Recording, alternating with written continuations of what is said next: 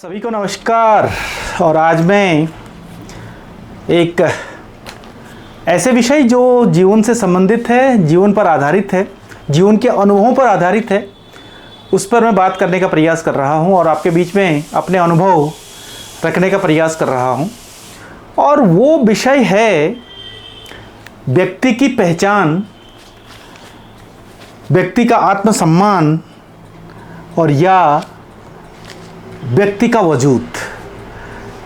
ये मैं अपने अनुभव के आधार पर इस बात को रखने का प्रयास कर रहा हूँ। और बात को शुरुआत करने से पहले कुछ हम लोग जानवरों से संबंधित कुछ बात करते हैं कि साहब इस पृथ्वी में अनेक तरह के जानवर हैं और उनका एक ही गुण रहता है, एक समान जानवरों का एक समान गुण ही रहता है। कुत्ता भौंकने के रूप में जाना जाता है, बंदर पेड़ चढ़ने के रूप में जाना जाता है, बाघ शिकार करने के रूप में जाना जाता है, गाय दूध देने के रूप में और एक सादा या एक सामान्य और सीधा जानवर के रूप में पहचानी जाती है। ऐसे हर एक जानवर को अगर मछली तैरने के रूप में देखी जाती है, पानी में रहने के रूप में देखी जाती है। कहने का मतलब ये हुआ कि प्रत्येक जो जानवरों की श्रेणियां हैं या विविधताएं हैं, सब में एक ही गुण सर्वसंपन्न, एक ही गुण दिखाई देता है और उसी गुण के आधार पर उस जानवर को परखा जाता है, देखा जाता है। कुत्ते की बात करें तो भौंकने के आधार पर कुत्ते को पहचानने का प्रयास किया जाता है। गाय की बात करें तो दूध कितना देती है उसके आधार पर उसका मूल्यांकन किया जाता है। ऐसे ही हर एक जानवर की हम लोग बात करें और ये मैं इस बात को यहाँ पर ये रखने का प्रयास कर रहा हूँ कि प्रत्येक जो जानवरों की अलग अलग जातियाँ हैं, अलग अलग तरह के जो जानवर हैं, उनमें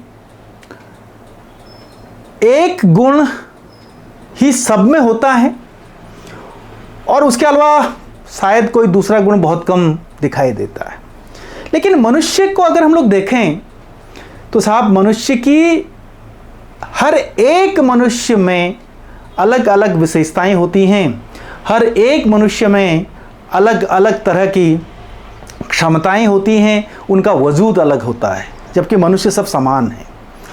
अर्थात कि मनुष्य ही एक ऐसा प्राणी है जो एक अपनी अलग पहचान, अलग छाप, अलग तरह का अस्तित्व, अलग तरह का वजूद स्थापित करता है और इस समाज में, और उसी पहचान के आधार पर उसको देखा जाता है। एक दूसरा ये कि वो उस पहचान के आधार पर ही अपने आप को आगे बढ़ाता है।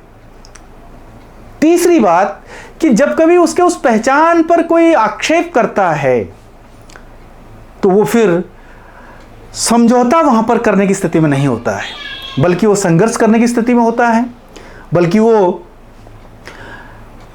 दूसरों से जो उसकी पहचान को ख़त्म कर रहा है उसको मिटाने की स्थिति में पहुंच जाता है और लड़ने भिड़ने सब कुछ करने की स्थिति में हो जाता है, क्योंकि उसको मालूम है कि अगर मैंने इस पहचान, अपनी जो ये पहचान है, उस पहचान को अगर मैंने खो दी तो फिर मेरा वजूद समाप्त हो जाएगा, मेरा आत्मसम्मान समाप्त हो जाएगा।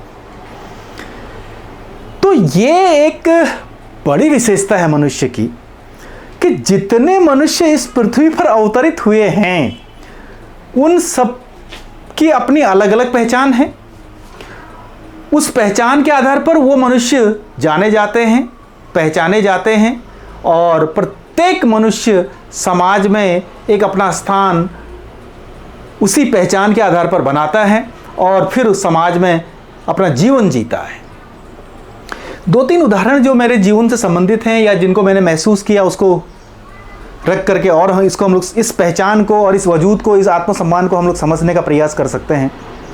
एक मेरे साथी हैं, बहुत सामान्य साधारण से व्यक्तित्व वाले बड़े विद्वान साथी हैं और शिक्षक हैं।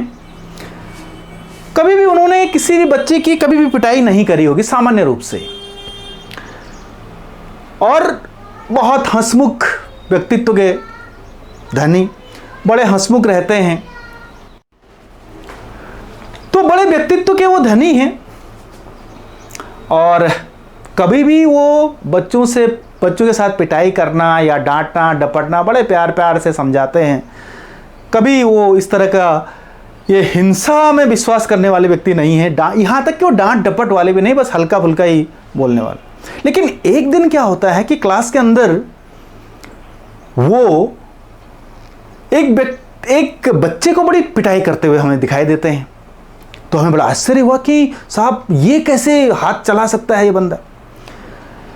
तो साहब बाद में पता चला कि बच्चे ने कुछ ऐसी बात बोल दी थी जो उनको चोट कर गई, जो उनकी पहचान को चोट कर गई, जो कि उनके आत्मसम्मान को ठेस पहुंचाने वाली बात बच्चे के द्वारा कर दी गई। और इसलिए उनको इतना क्रोध आ गया कि बच्चे पर उन्होंने हाथ उठा दिया। तो हम बिल्कुल समझ गए कि निश्चित रूप से कोई गंभीर मामला है, और मामला ऐसा है कि बच्चे ने कहीं ना कहीं गलती करी है। और फिर उसके बाद उनको हमने शांत करा, उसके बाद फिर बच्चे को हमने समझाया कि बेटा ऐसा नहीं बोलना चाहिए क्योंकि आपने गलत किया। तो बच्चे ने महसूस किया कि हाँ मुझसे गलती हो गई है। तो खैर ये बात हो गई। एक उदाहरण मैं और आपके सामने रखने का प्रयास करता हूँ कि एक बाप है और एक बेटा है, और बाप अपने बेटे की हर एक इच्छा की पूर्ति करता है। बेटा जब भी अपनी बात रखता है, अपनी इच्छा रखता है, तो बाप इसमें हमेशा समझौता करने की स्थिति में होता है और उसकी इच्छा के अनुसार ही सब कुछ आगे बढ़ाने की बात करता है। उसके इच्छा के अनुसार ही उसके करियर की बात करता है, उसके इच्छा के अनुसार ही उसको जहाँ भेजना हो वहाँ भेजने की बात करता है, जहाँ नहीं भेजना हो अगर वो मना करता है तो नहीं भेजता है। हर एक जगह वो अपने बच्चे की बात को मानता है। उसके बाद क्या होता है कि बच्चा सक्षम बन जाता है, बच्चा आत्मनिर्भर बन जाता है, और एक दिन वो बेटा अपने बाप के सामने एक परिस्थिति रखता है और अपनी मांग रखता है, और वो बाप उस मांग को अस्वीकार कर देता है। वो बाप अपने बेटे की उस मांग को अस्वीकार कर देता है, और वही बाप है वो जिसने कि अपने बेटे की हर एक बात को स्वीकार किया, हर एक बात को माना, लेकिन आज वो उसकी एक मांग को नहीं मान पा रहा है। तो साहब यहाँ पर मतभेद सामने आ जाते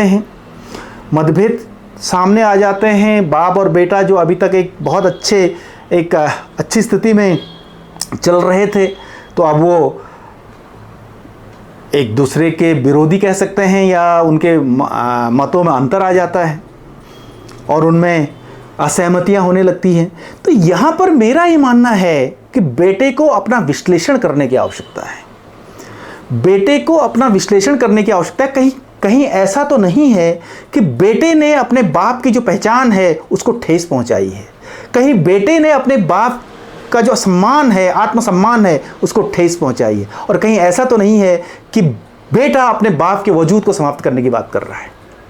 ऐसी मांग रख दी है कि जिस मांग को मानने से उस बाप का वजूद, उस बाप की पहचान, उस बाप का आत्मसम्मान समाप्त हो सकता है। तो विश्लेषण करने की आवश्यकता बाप को नहीं बल्कि बेटे की है, क्योंकि बाप ने अपना परिचय पहले दे दिया है कि वो कितना हद तक अपने बेटे के लिए जा सकता है और किन किन बातों को वो मान सकता है अपने बेटे के इच्छा के लिए। तो ये कुछ दो उदाहरण हैं जो हमें ये बताते हैं कि हाँ, प्रत्येक व्यक्ति का अपना एक वजूद होता है साहब, और हमें ये हमेशा याद रखना चाहिए कि जो व्यक्ति हमारी हर एक बात को मान रहा है लेकिन आज वो हमारी बात को नहीं मान रहा है, तो इसका मतलब कहीं ना कहीं हमने उसके वजूद को, उसकी पहचान को, उसके आत्मसम्मान को ठेस पहुंचाई है। तो विश्लेषण हमें अवश्य अपना करना चाहिए, अपनी मांग को करना चाहिए, अपनी बात का करना चाहिए। अब इसमें उस व्यक्ति का वजूद क्या हो सकता है, उस व्यक्ति का अपना वजूद अलग तरह का हो सकता है, अलग अलग तरह के हो सकते हैं। किसी की अपनी ईमानदारी उसका वजूद हो सकता है, किसी की अपनी विद्वता, उसकी ईमानदारी, किसी के अपने सिद्धांत हो सकते हैं, किसी का अपना खानदान हो सकता है, किसी का अपना प्रतिष्ठा किस तरह से बनाए रखें, किसका धन संपदा हो सकती है। तो बहुत सारे वजूदों की हम लोग बात कर सकते हैं, बहुत सारे पहचानों की बात कर सकते हैं। कर्तव्यनिष्ठ किसी का अपना वजूद हो सकता है, अपनी पहचान हो सकती है। अगर हम उसके कर्तव्य निष्ठा पर प्रश्न चिन्ह लगाने लग जाएंगे तो निश्चित रूप से हम लोग उसके वजूद को समाप्त करने की बात कर रहे हैं, उसके वजूद को चुनौती देने की बात कर रहे हैं, उसके वजूद को, उसकी पहचान को समाप्त करने की बात कर रहे हैं, उसको हम लोग बदनाम करने की बात कर रहे हैं। तो ये है जो मैं आज अपने अनुभवों के आधार पर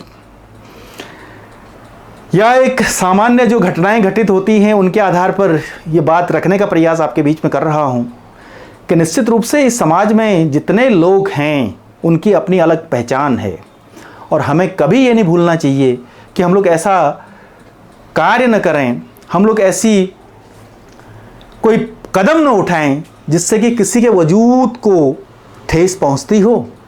और वो जो आज तक हमारा एक बहुत अच्छा सहयोगी था, हमारा जो आज तक एक बहुत अच्छा मित्र था, दुख सुख में साथ देने वाला एक बहुत अच्छा हितैषी था, आज वो हमारा विरोध करने लग गया है। इसलिए कर रहा है क्योंकि हमने उसके वजूद को ठेस पहुंचाई है, हमने उसके वजूद के उसके वजूद का सम्मान नहीं किया है। तो कभी भी हम लोग किसी के वजूद को ठेस न पहुंचाएं और समझने की कोशिश करें कि जो व्यक्ति आज तक मेरा सहयोगी था और आज वो मेरा अगर विरोध कर रहा है, तो विश्लेषण करने की आवश्यकता, सोचने की आवश्यकता उस व्यक्ति को नहीं बल्कि मुझे है, क्योंकि शायद मैंने कोई ऐसी बात कर दी है, शायद मैंने कोई ऐसा कदम उठा दिया है जिससे कि सामने वाले व्यक्ति को ठेस पहुंची है, उसके अस्तित्व को ठेस पहुंची है, उसके सम्मान को ठेस पहुंची है, उसकी पहचान को ठेस पहुंची। फिर एक बात मैं दोहराना चाहूँगा कि हाँ, प्रत्येक व्यक्ति उसी पहचान को बनाए रखने के लिए, उसी पहचान को हमेशा अपने नाम के साथ जोड़ने के लिए कार्य करता है।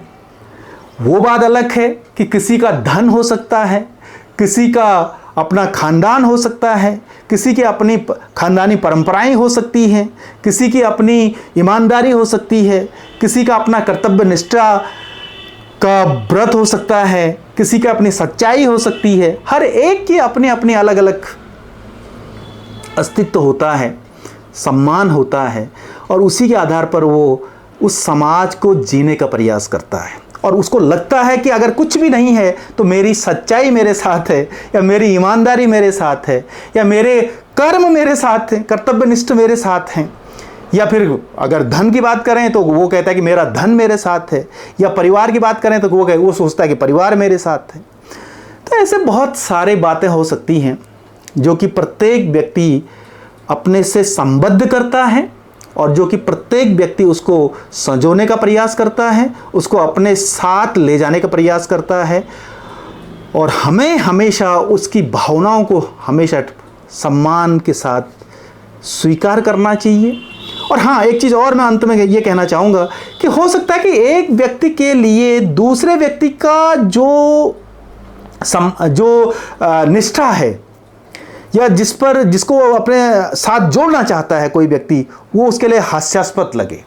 एक व्यक्ति की ईमानदारी दूसरे व्यक्ति के लिए हास्यास्पद की स्थिति बन सकती है कि बड़ा ईमानदार बन रहा है, ये कर लेगा, ये कर लेगा, सो कर लेगा, सो कर, ये हो सकता है। लेकिन फिर भी वो व्यक्ति उस ईमानदारी के वजूद में विश्वास करता है, क्योंकि उसका विश्वास उसमें है, क्योंकि वो चाहता है कि मैं इसमें ही रह करके जीऊं। उसके चरित्र में वो सब कुछ आ चुका है, और वो अपने उस चरित्र से उस कार्य प्रणाली को या उस पहचान को नहीं मिटा सकता है।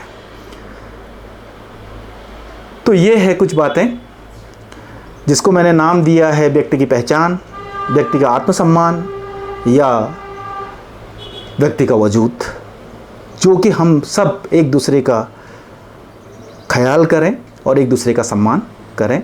आपने वीडियो को देखा, आपका समय शुभ हो, और आप सभी को बहुत बहुत धन्यवाद।